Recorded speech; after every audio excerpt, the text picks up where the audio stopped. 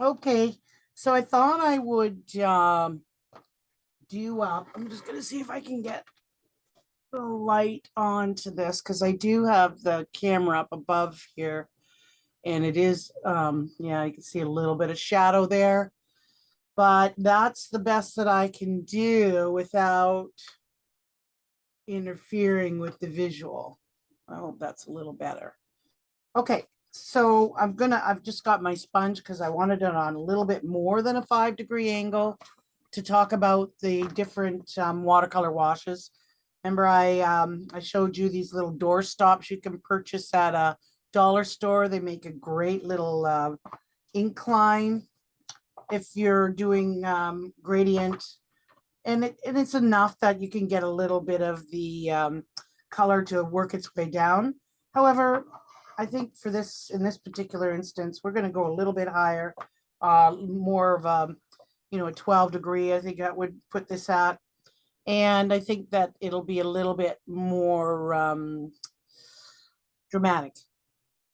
Okay, so what we talked about, and I might move this because being a lefty, I might change my hand around, but in the end, I think that you will see. So you start with your fresh water and you have the colors that you're going to use charged up already wet, animated, I like to call it. And what we want to do, the first one is what I'm going to do is it's going to be reverse on the screen for you. But for me, this is left to right, and it's actually been reversed for some reason. Don't mind my hands. I was using a staining blue, a phthalo blue earlier, and it did stain my hands. Have your wash rag beside you. You can just use your number 8 round or actually even a number 10. But in this particular one, I'm going to actually split this down because the washes themselves are pretty straightforward. This will be my, like a review for you anyway. This one here, I'm going to do the wet on wet with just one color variegated, and this one color, and this one I'll do the variegated wet on wet. Okay, we talked about that, but we didn't get doing it. So with a wet on wet, you want to make sure that your paper is saturated, you not get it nice and wet, and that your color is also saturated. So we talked about the consistencies, for having the pigment in your palette ready at a consistency of cream, and then we add water to it to make the wash from that. But right now, I'm coming in with wet. It's of a little bit more than I would just call this tea consistency, I suppose. And we've got this nice and wet so that it's a nice satiny. You can see that reflection. No puddles, but the wet on wet is we bring that color down and we just continue to drag that down, right? So you could already see that it's dragging itself down already. See, look at that. So you drag it, you don't add any more pigment to it because you've already got the water on the page, right? So by also inclining that, you're enabling that to wash itself down. See how easy that is? Now with the camera here, it looks like it's a little bit more harsh in here. You could go in, I suppose, and try to even that out. You're not adding any more water. If anything, I'm just going to take it off so that this can lift out a little bit more. You eventually want to be almost to a white paper at the end. And then just clean up your edges. Right? So there you are, graduated wash. Now to do it in a wet on wet with a variegated color works really well. With the wet on wet, I'm not going to go right over that line because I don't want them to bleed. So I'm wetting this out. Same deal. Right, nice and wet, nice and satiny wet. I am using a better quality paper too, so it will be consistent. So I'll start with that same cobalt blue at the top, right? Kick off some of that, and I will start. the edge there. So when I drag that down, but then I'm going to come into the second color, which will be yellow, take the excess off, and I will bring that across and bring that down. Get that color taken off, kick off the excess from that, take the excess, and then bring that down to the bottom. Okay. And then I come in with a thirsty brush, clean up the base of that. And that will also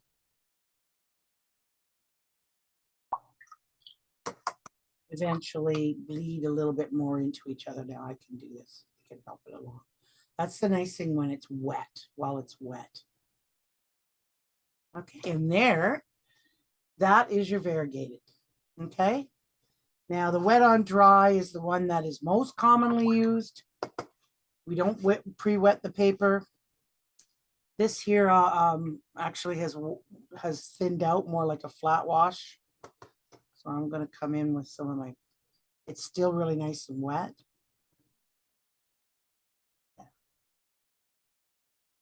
That's better.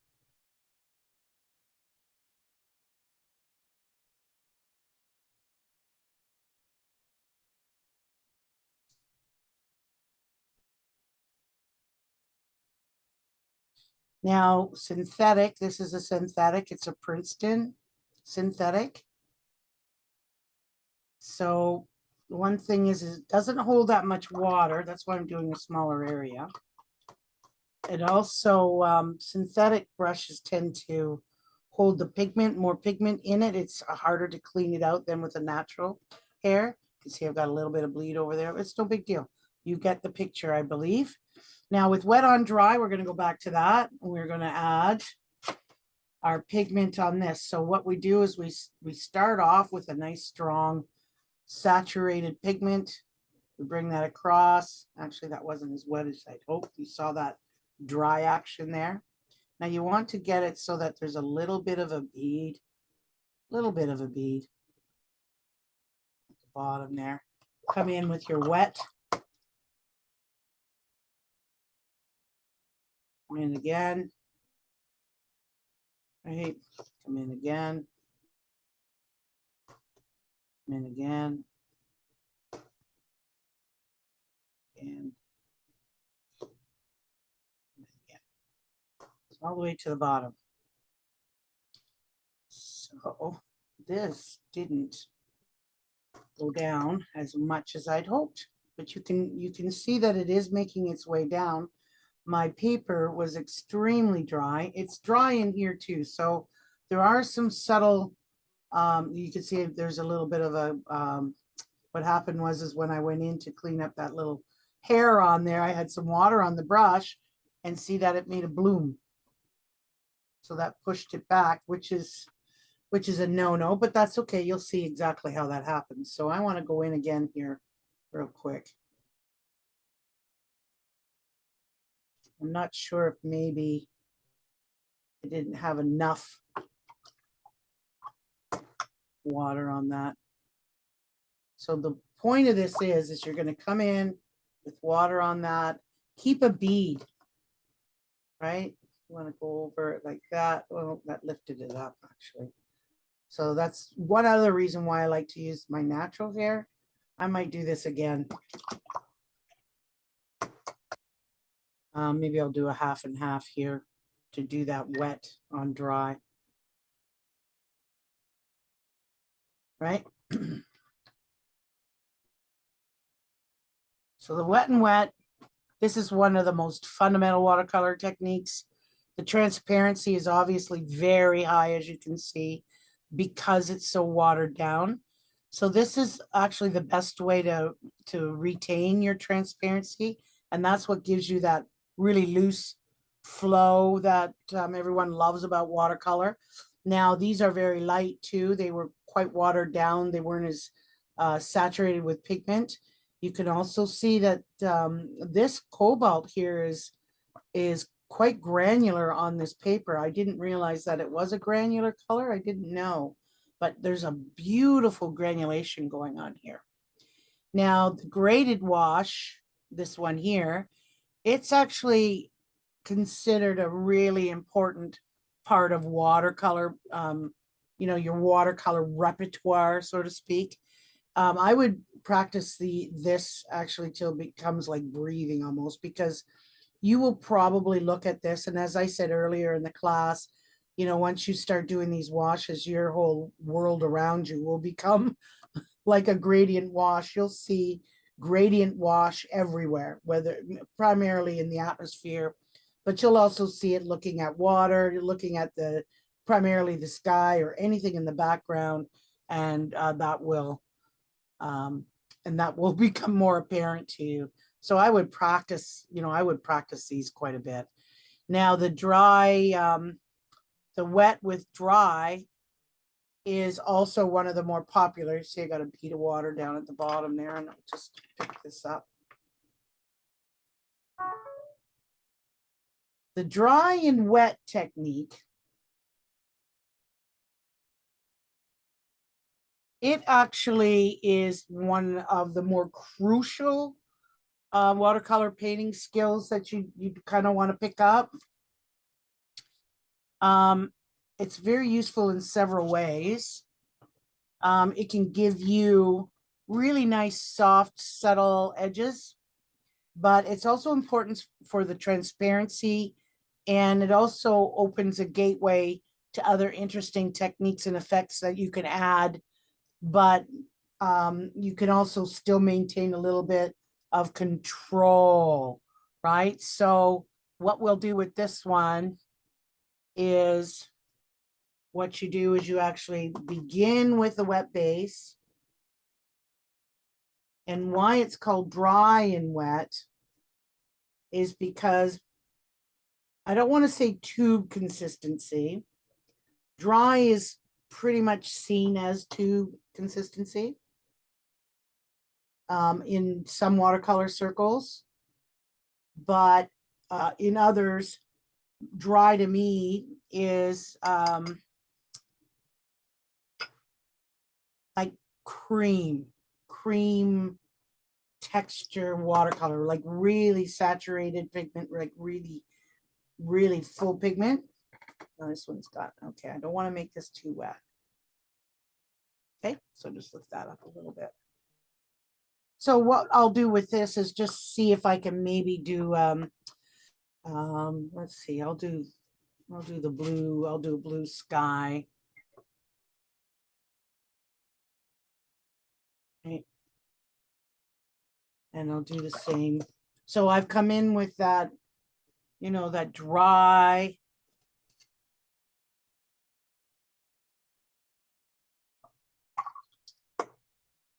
See, coming in.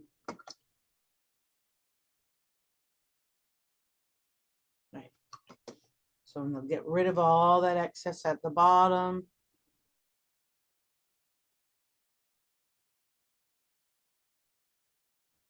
And what I'll do here, though, is I'm going to flip this around.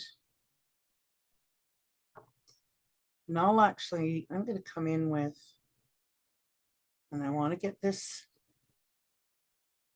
cream consistency. So what I've got right now is a burnt sienna. I'm going to try and do a little bit of a scene.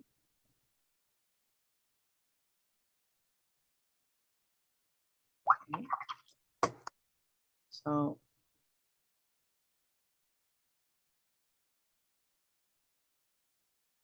you can see where the edge is. This is kind of like a gradient though too. However, I am coming in with, a fuller pigment. So, if I put a bush over here,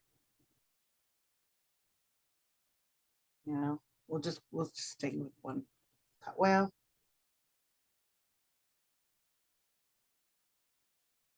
but you'll see how the edges really soften out nicely. I'm going to come in a little bit thicker in here just to give the landscape a little bit more. Come in darker. What am I creating here? shadows, right? So what I'm gonna do is just to add some, a little bit, still wet, but that's good. When you work in the dry and the wet.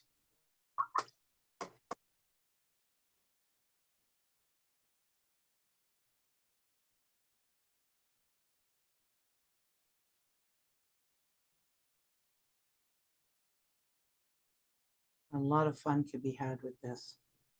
So this here is primarily, see how I'm coming in with a really dry pigment, and what's already happened with the background is it's the edges have become very soft,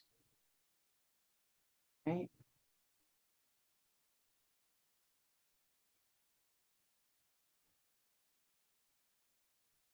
I'm just playing around.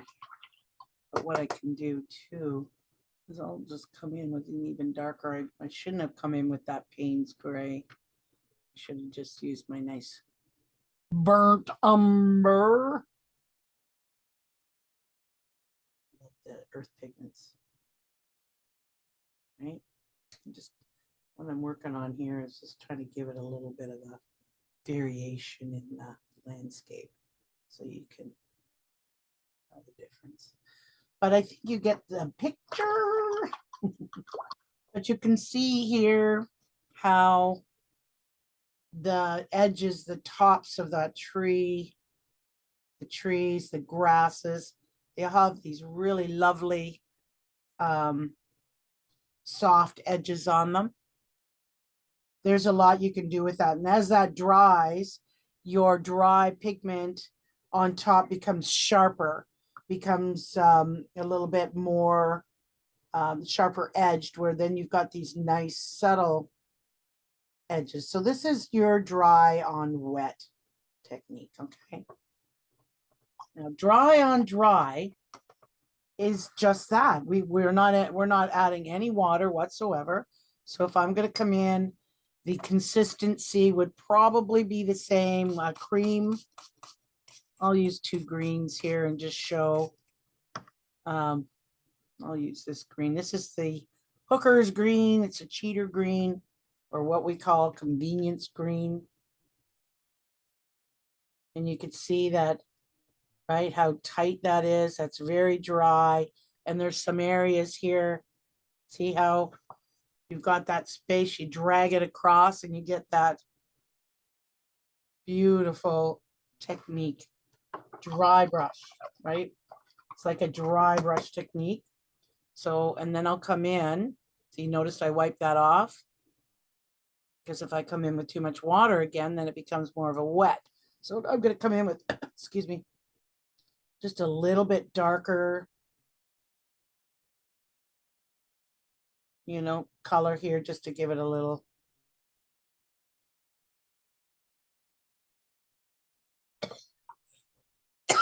Excuse me, choking on my cracker. So you can see this. So it's a dry.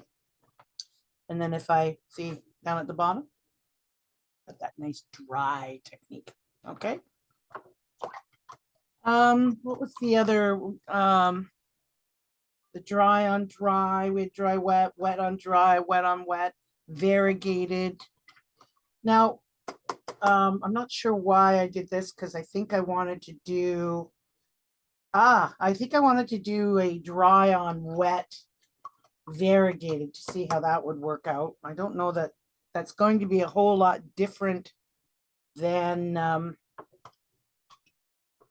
this one, but it's fortuitous. I'll do it right underneath and then you can see the difference, right?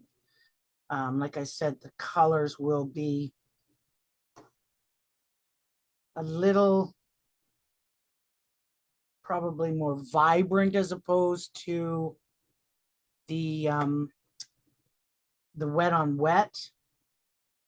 It'll be almost a cross between these. But see, I love how see how this kind of pushed its way up and it becomes part of the atmosphere. That's where the dry on wet comes in nicely for a wash.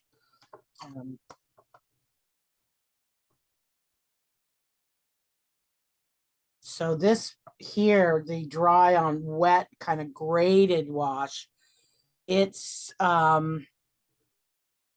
based on the wet on wet, like I said, only in this case, we're going to work, you know, some colors in with the dry over top of one another to kind of create a graded or a gradual change from one thing to another. Does that make sense? Yeah. They're just really beautiful ways to express, you know, passages in our painting. So what I'll do again, I'll just stick with blue because it's easier to visualize this as a sky. So I'm taking off the excess, right? Because it's dry. Onto wet. And then I'm going to come in with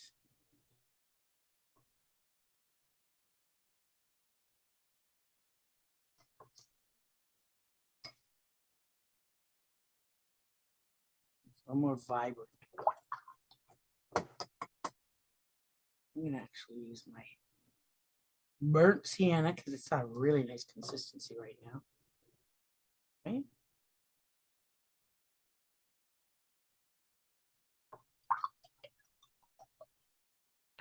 So this is on the incline. I'm going to pick up that. And then we can just clean the edges. Okay. That's quick. Okay, easy peasy.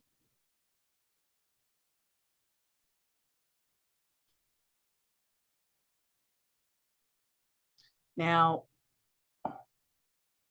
I could maybe put a titch because when it's, see here, it's got a really nice blend here. This one here, because I came in with that pigment so strong. There, I just took a little lick off, but that's quite a sharp color exchange there. There we go. It's not to say this one you couldn't come back and touch up a little. Right? While it's still wet, now you can see some of that yellow is really bleeding down there. And I got this bead at the bottom, so we take a thirsty brush and lift it out. Okay. Now, this one here is probably one of the very, very popular, important, and complex glazing. Very popular in watercolor. And glazing itself is actually an oil painter's term. And what that generally was adding really super thin layers with just a little pigment mixed in solvent. And typically it did go over dry. In oils, of course, that would take forever. It works really well in the watercolor.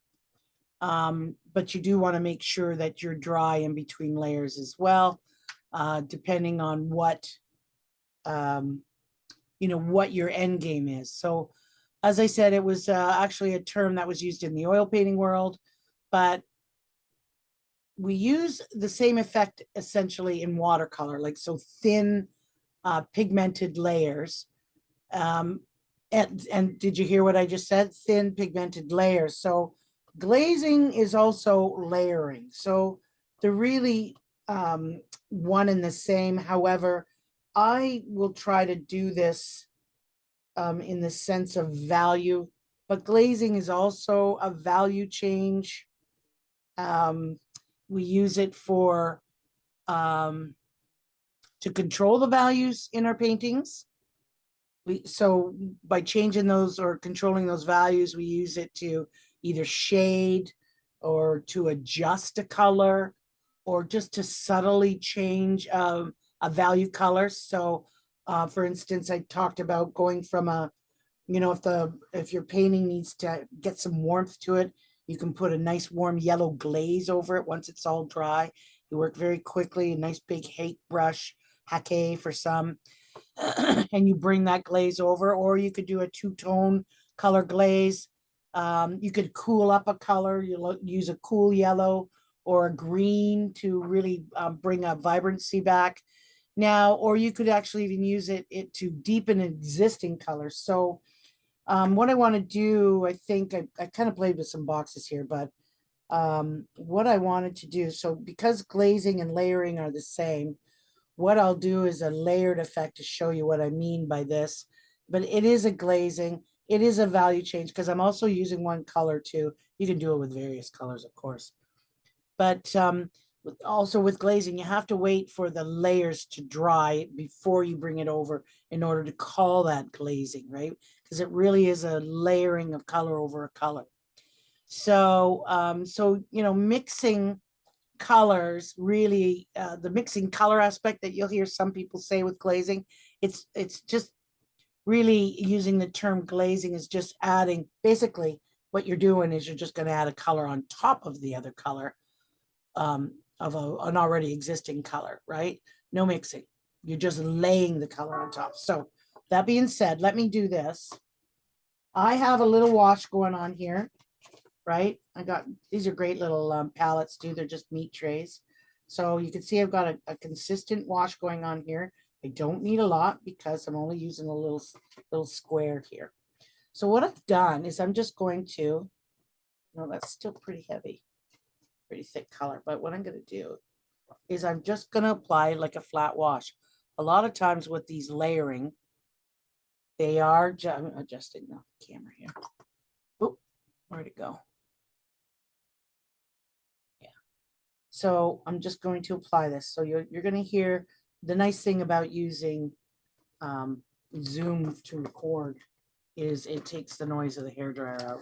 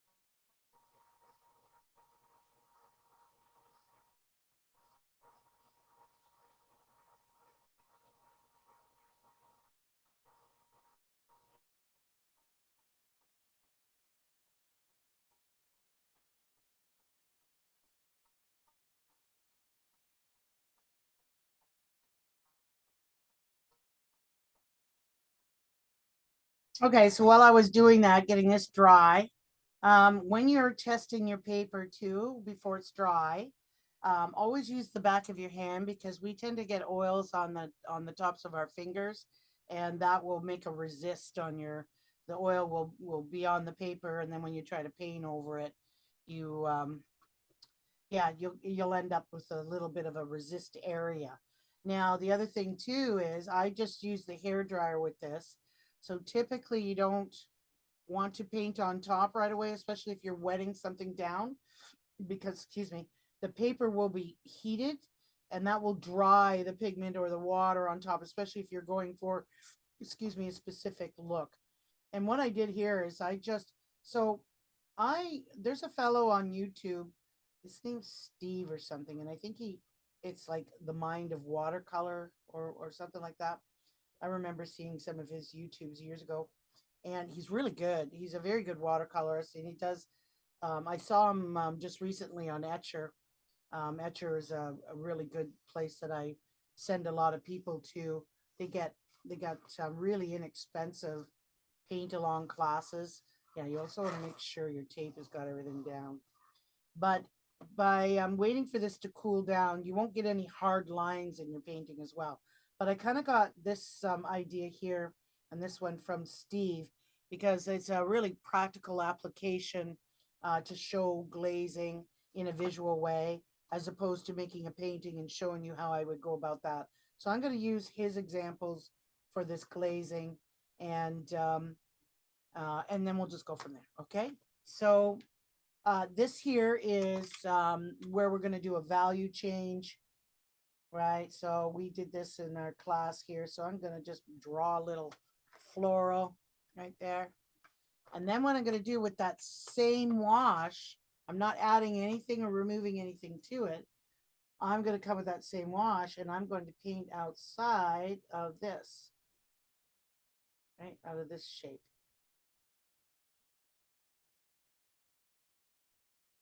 And I'm going to paint the entirety all around it. It's a little bit almost like negative painting. Well, you know, some people do call this style negative painting. Many watercolor or even acrylic painters would tell you that. So I'm going to dry that again. Shouldn't take long.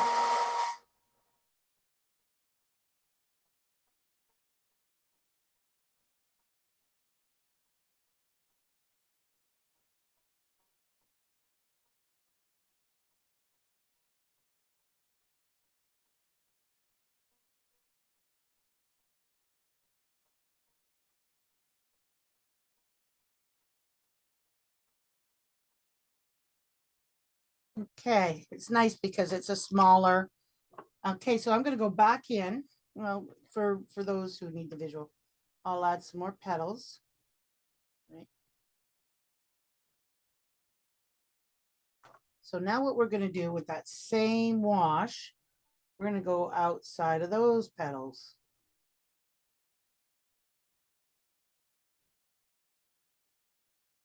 So typically I will use a round for this because it's got the nice point. But some people have such a command of their brushes, they can do it with a flat quite lovely, quite easily. That is knowing your tools. So you see that there is a subtle change in the value on that one when we first started out, the same wash on top, and now this one. Each time I come over that, I'm laying down a layer of pigment, right? So this is where you're going to get the value change. So I'm going to quickly blow dry that.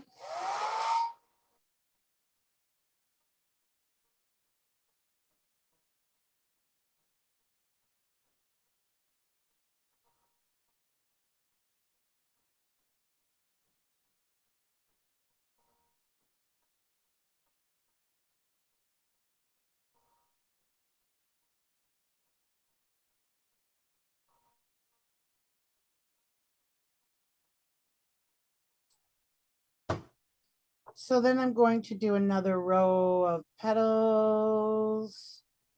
I mean, it could be any shape. It doesn't have to be a floral. I just always tend to gravitate to florals. Okay, that same wash. I haven't added any more pigment to it. And now I'm going to lay another layer.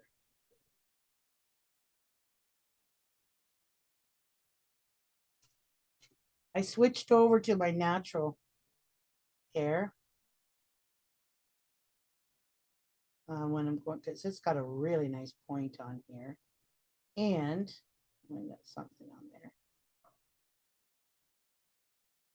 And what it was the other reason? Oh, it holds the water longer and I don't have to go in. I don't have to go in and recharge my brush.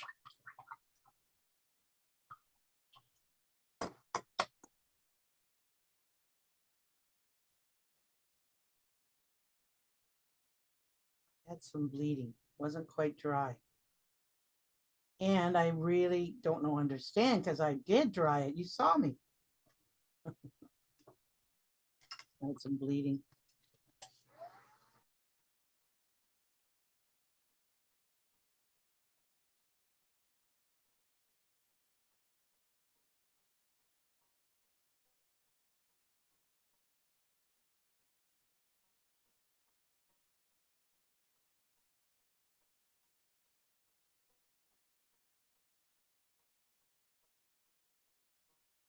I think maybe I added too much water.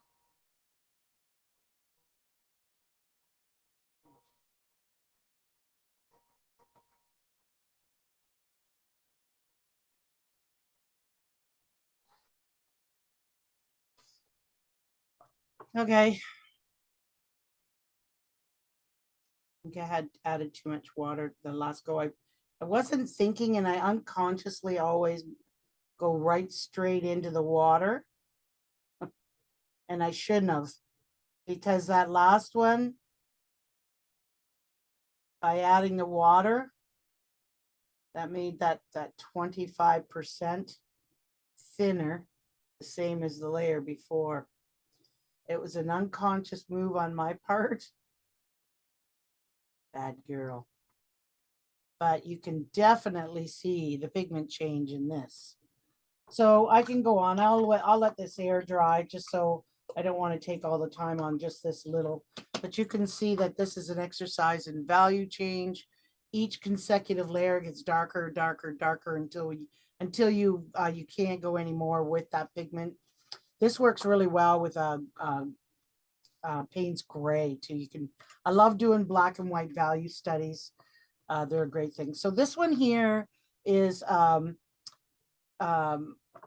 like a cube. So if you wanted to have shading, so this was all one. So this will work in the same principle as this. Only here, I'm going to cover both this. Oh, I shouldn't have. See, I did it again. Sometimes I just unconsciously do things. So I'm doing both the same color here, even though this is a cube. I'm adding, I don't really need the ink line on this because this is more of a glazing, not a gradient wash. Okay.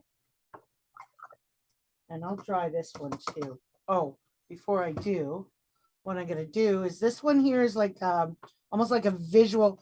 I was saying before about one of the other purposes is just to change it, like adjust the color or add a color, but you don't mix it. You're just actually adding a color on top of a previous color, right? No mixing. And that is also called a glazing.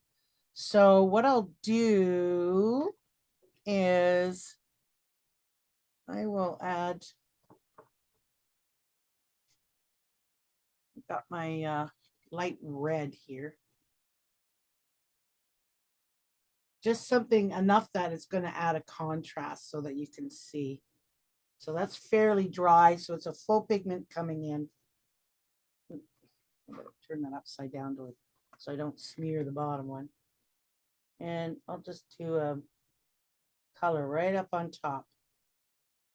So this is the way that Steve did it. I think I saw that video about 3 years ago when well, it's been probably about I've had my studio for about 5-6 years. And that's when I started actually teaching watercolor. I have been painting in watercolor for over 40 years, but that doesn't mean anything. But I do have experience in it. And people had been asking me if I would teach, and I only teach fundamentals. I don't do advanced. I have done like private classes. We'll take a certain painting and do these different techniques. However, I just stick with fundamentals because there's so many good teachers out there that, I encourage people to learn different techniques from different artists.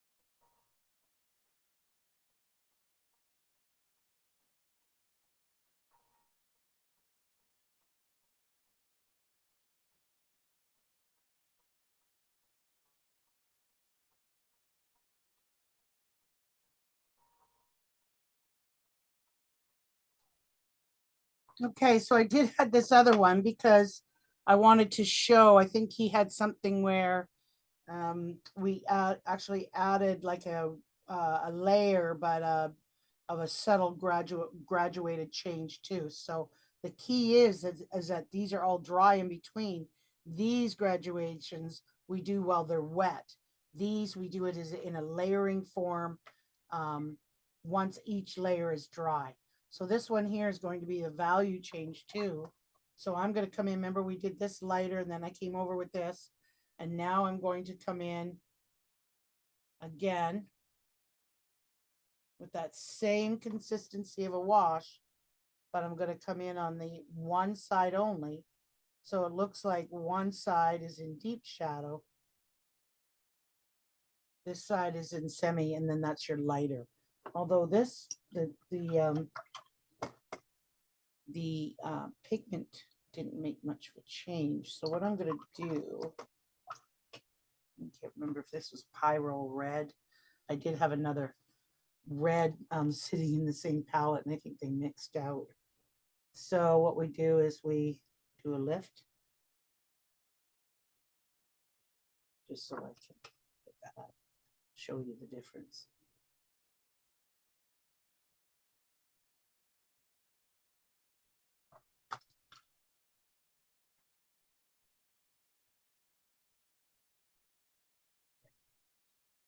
And then what I'll do, I'll add this again. And I'm working small, not normally working small. Let me do this again.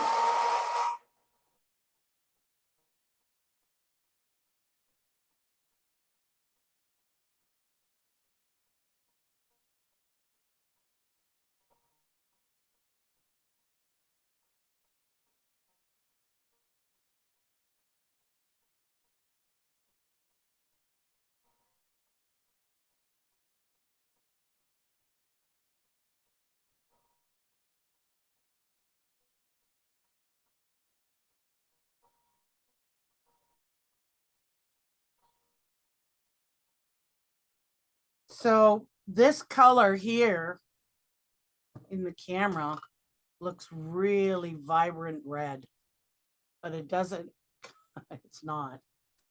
All right, so here we go. We'll bring this right back again. So we'll have the three distinct shadows, right? So there you go. You'll have one side in shadow and mid-tone and the lighter tone. It is a staining color, so I think that this is that quinacridone scarlet or something. It's usually one of those real different colors I have.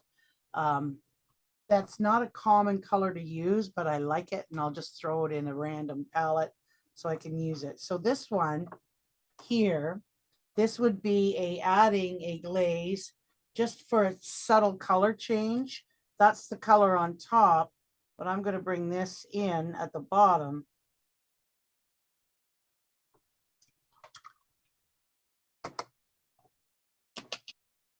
And then I'm going to actually bring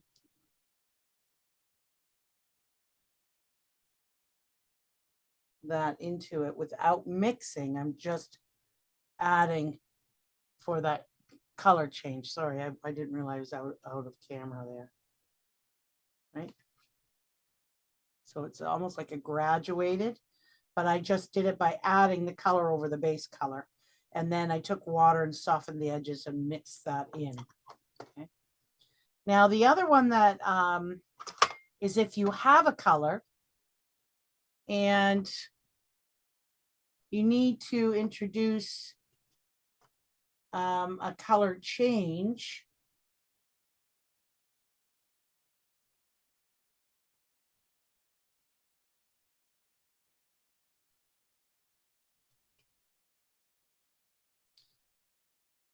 Right, so you want to mix. We got this really nice green yellow color here.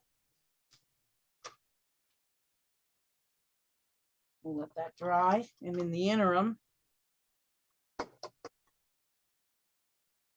so I'm taking these straight. These here are from Steve, the fellow I was telling you about, because this is a really great, simple way of showing, the glazing and how we can change that. So sorry about that. See, being a lefty, I tend to do I think it was probably better because when I had this on an angle here, that you could see it a little better. Okay. So, and then I'm going to, what color do I want to use? Let's do this one is undersea green. So this is one of those convenience greens. Oh, so nice. So that's a bit of dry brush on there. Don't know if you noticed that when I went across it. It was a bit of a dry. I'm doing a dry on dry. Now, this one here, because that was dry on dry and it's fairly warm in here, I'm going to come in because we want to do a color change to that. I'm going to come over here. And I'm going to come in. So that color, the yellow underneath, is going to be almost luminescent. It changes the top color too, makes it a little bit more yellow green. The hookers itself is a very bright green, but it's not this bright. This is more on the yellow because I had the yellow layer underneath, right? So this is that layering. And then of course we can take this and just blend, right? Look at what you got going on there. So the edges are nice and you can play with that. So that's where you introduce a mix in the layering or the glazing. Now, this isn't the same as mixing your colors on your watercolor paper like we talked about. I'm not one of those artists that will come in with a color like this, and then while that's wet, I'll come in with, another color and just, do this sort of thing. Oh, that's not me. I'll mix my colors first. I like to mix my colors just exactly how I like them and then put them on the paper. Now, that being said,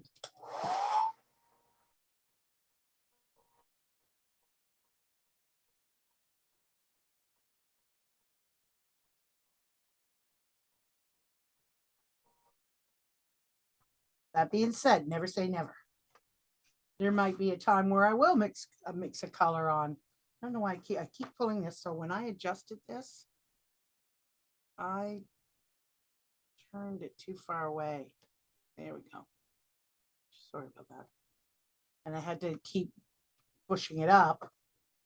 So I just pulled these two colors. Now, this will be along in the same line as this, but you can take this technique and play with it a bit just so you can see what colors, what transparency of colors look like over top of another. That's pretty thick.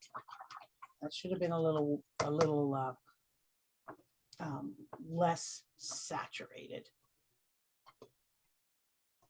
Excuse my hand over the picture here. So let's do that again.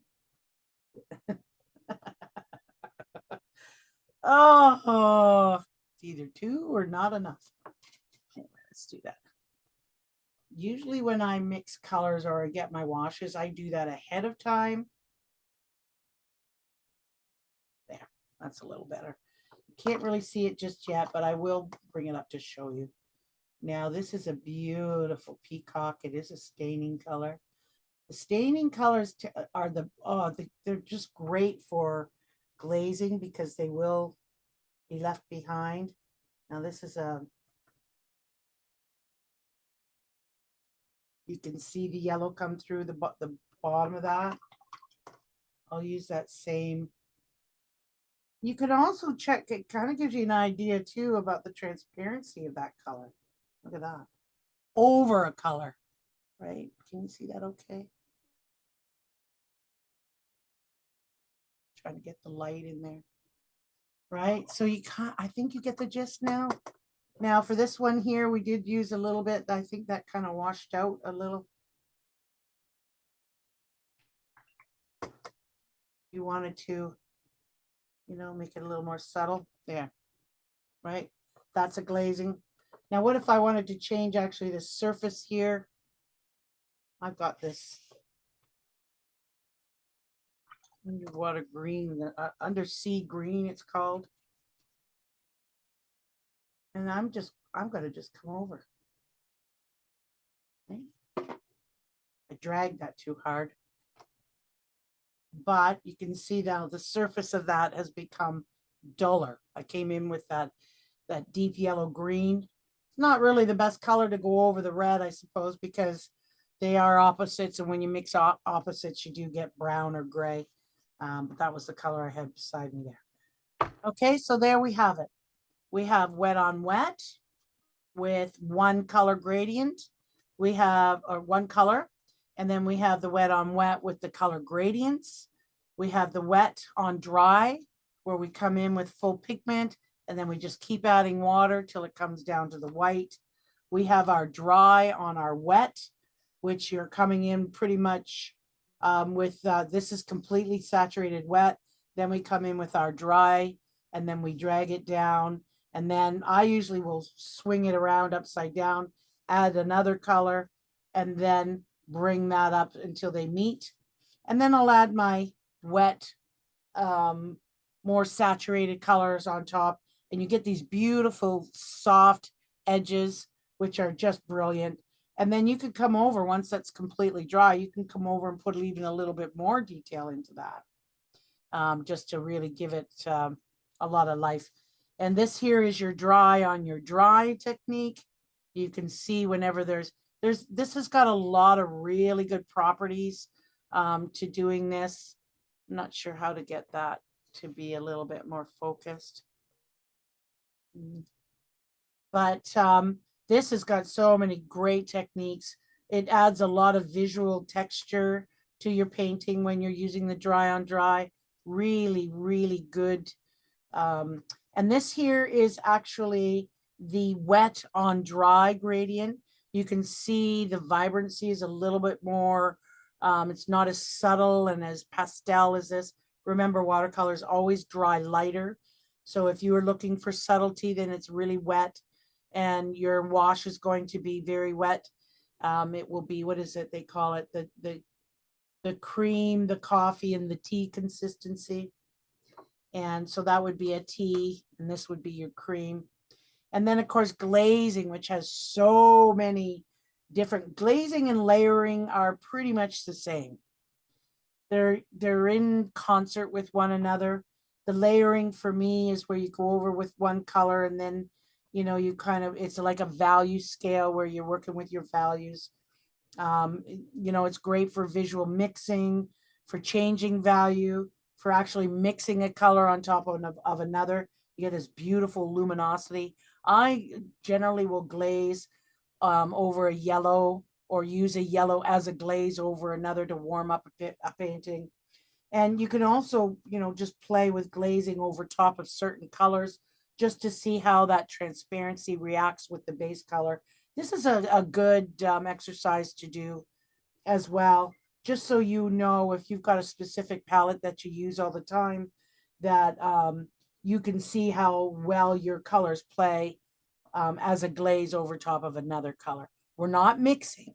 You're not mixing those colors together. So try and keep that in mind. Mixing is a different thing. That's where you're actually combining the pigments together. This isn't mixing. You're laying it down on top of the other color. There isn't any mixing involved. Okay, so this is mixing, right?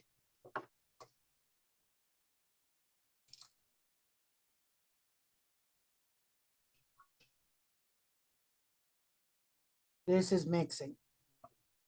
That's mixing. Taking 2, 3, 4 different colors and blending them all together in one action. When you come in, once it's dry, and then you come over top, lay down a color subtly like a feather's touch on top. That's glazing, folks.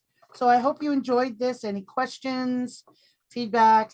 I want to give Steve of Watercolor World, I think that's his.